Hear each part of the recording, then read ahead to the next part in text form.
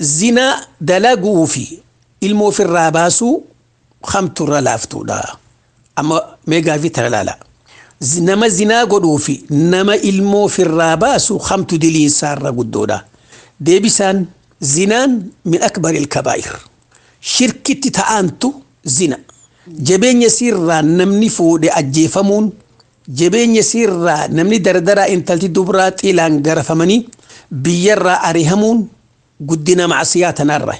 Waliigallee ammoo ilmoo ofirraa baasuun yoo gartee ilmoon firraa baasan haala namni kun ilmootti firraa baasee ilaalama.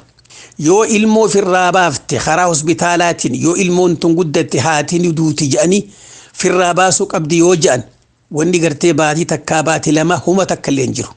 Siigalee yoo ammoo tanummaan negayaa miskiinummaa sodaatiif waan akkanaatiif kafirraa baaftu taate wanni gartee baatii takkaa fi laman dabrin wanni isiirra jiru ganaa waan akkanaa ittiin deebi'u jettee toobaa rabbii siida araarama kadhachuudha macsiyaa gurguddoorraa ilmoo ofirraa baasuun.